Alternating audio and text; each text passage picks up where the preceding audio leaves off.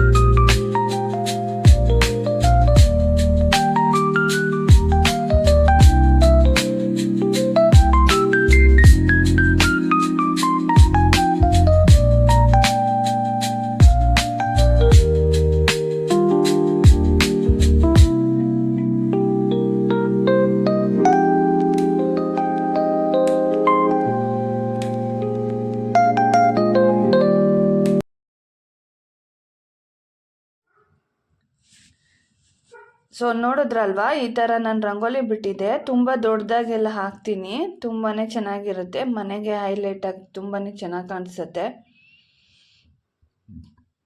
So ನಿಮಗೆ ರಂಗೋಲಿ ತುಂಬ ಇಷ್ಟ ಆದರೆ ಕಮೆಂಟಲ್ಲಿ ತಿಳಿಸಿ.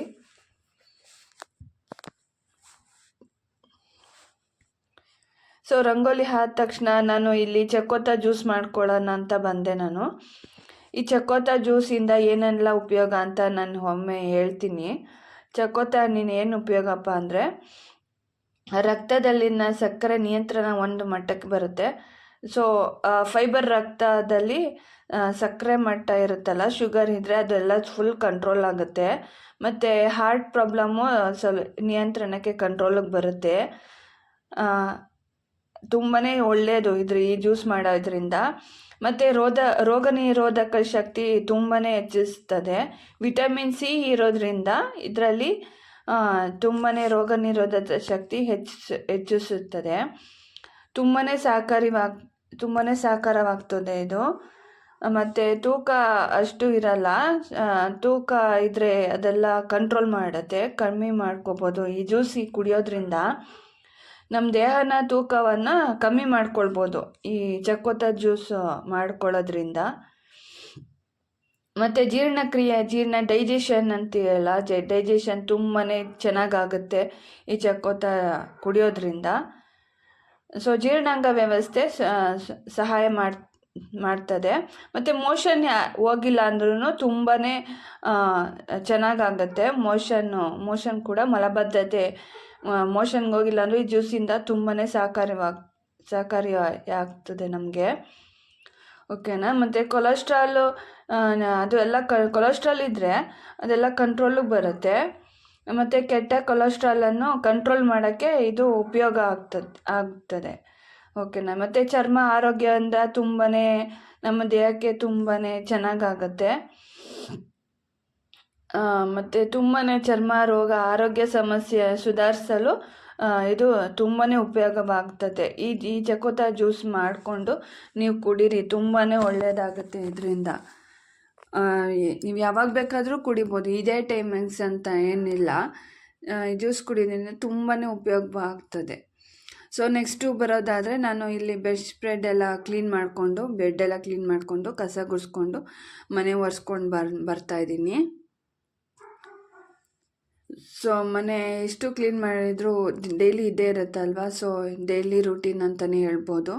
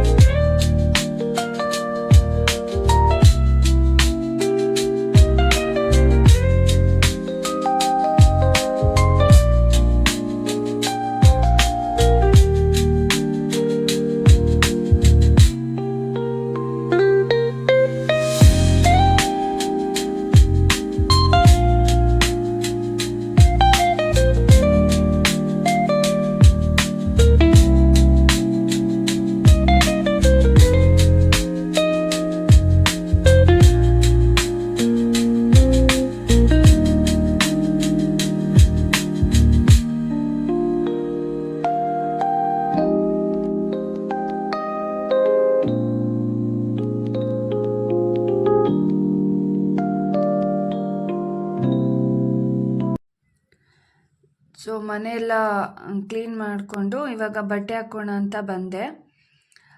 ಸೊ ಬಟ್ಟೆ ಎಲ್ಲ ಒಣಗ್ತಾ ಇದ್ದೀನಿ.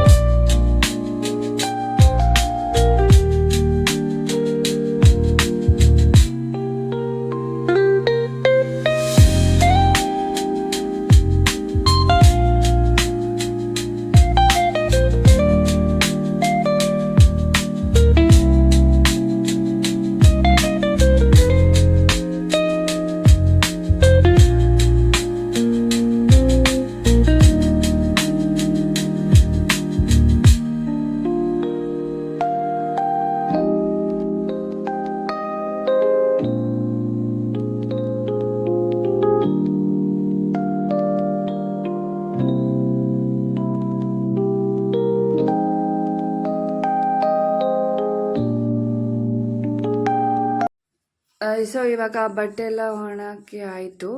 ನೆಕ್ಸ್ಟು ಅಡುಗೆ ಮಾಡೋಣ ಅಂತ ಬಂದೆ. ನಾನಿಲ್ಲಿ ಸೋರೆಕಾಯಿ ಸಾಂಬಾರು ಮಾಡೋಣ ಅಂತ ಮಾಡ್ತಾಯಿದ್ದೀನಿ. ಸೋರೆಕಾಯಿ ಸಾಂಬಾರಿಗೆ ನಾನು ಸೋರೆಕಾಯಿ ಎಲ್ಲ ಹಚ್ಚಿಟ್ಕೊಂಡಿದ್ದೆ. ಸೊ ಅದಕ್ಕೆ ಒಗ್ಗರಣೆ ಹಾಕ್ಕೊಳ್ತಾ ಇದ್ದೀನಿ. ಸಾಸಿವೆ, ಜೀರಿಗೆ, ಈರುಳ್ಳಿ ಸ್ವಲ್ಪ ಲೈಟಾಗಿ ಫ್ರೈ ಮಾಡಿ ಸೋರೆಕಾಯಿ ಎಲ್ಲ ಹಾಕಿ, ನಾನು ರುಬ್ಬಕ್ಕೆ ಈರುಳ್ಳಿ, ಸಾಂಬಾರು ಪುಡಿ, ಕಾಯಿ ತುರಿ ಮತ್ತು ಸ್ವಲ್ಪ ಕೊತ್ತಂಬರಿ ಸೊಪ್ಪು ಎಲ್ಲ ಹಾಕಿ ರುಬ್ಕೊಂಡು, ನಾನಿಲ್ಲಿ ಮಸಾಲೆ ಎಲ್ಲ ಮಾಡಿಕೊಂಡು ಸೋರೆಕಾಯಿ ಎಲ್ಲ ಹಾಕಿ ಸಾಂಬಾರು ಮಾಡ್ಕೊಳ್ತಾ ಇದ್ದೀನಿ. ಸೊ ಇದಕ್ಕೆ ನಾನು ಅನ್ನ ಮುದ್ದೆ ಮಾಡಿಕೊಂಡಿದ್ದೆ. ಸೊ ನೋಡಿದ್ರಲ್ವಾ ಈ ವ್ಲಾಗು. ಗೈಸ್, ಈ ವ್ಲಾಗ್ ಏನಾದರೂ ತುಂಬ ನಿಮಗೆ ಇಷ್ಟ ಆಯಿತು, ಸ್ವಲ್ಪನಾದರೂ ಇಷ್ಟ ಆಯಿತು ಅಂದರೆ ಪ್ಲೀಸ್ ಸಬ್ಸ್ಕ್ರೈಬ್ ಮಾಡಿ, ಸಪೋರ್ಟ್ ಮಾಡಿ, ಶೇರ್ ಮಾಡಿ ನನ್ನ ವೀಡಿಯೋಸ್ನೆಲ್ಲ. ಸೊ ಯಾರೆಲ್ಲ ಸಬ್ಸ್ಕ್ರೈಬ್ ಆಗಿಲ್ಲ ಪ್ಲೀಸ್ ಸಬ್ಸ್ಕ್ರೈಬ್ ಮಾಡ್ಕೊಳ್ಳಿ. ಹೊಸದಾಗಿ ನೋಡ್ತಾ ಇದ್ದರೆ ಸಬ್ಸ್ಕ್ರೈಬ್ ಮಾಡ್ಕೊಳ್ಳಿ, ವಿಡಿಯೋ ನೋಡಿ ಸಬ್ಸ್ಕ್ರೈಬ್ ಮಾಡಿಕೊಂಡು. ಸೊ ಈ ವಿಡಿಯೋ ಸ್ವಲ್ಪ ಏನಾದರೂ ಇಷ್ಟ ಆಯಿತು ಅಂದರೆ ಲೈಕ್ ಕೊಡಿ, ಸಬ್ಸ್ಕ್ರೈಬ್ ಮಾಡ್ಕೊಳ್ಳಿ. ನಿಮ್ಮ ಅನಿಸಿಕೆ ಅಭಿಪ್ರಾಯಗಳನ್ನು ಕಮೆಂಟ್ ಬಾಕ್ಸಲ್ಲಿ ತಿಳಿಸಿ. ಸೊ ಮುಂದಿನ ವಿಡಿಯೋಗಾಗಿ ಮತ್ತೆ ಭೇಟಿಯಾಗೋಣ. ನಮಸ್ತೆ.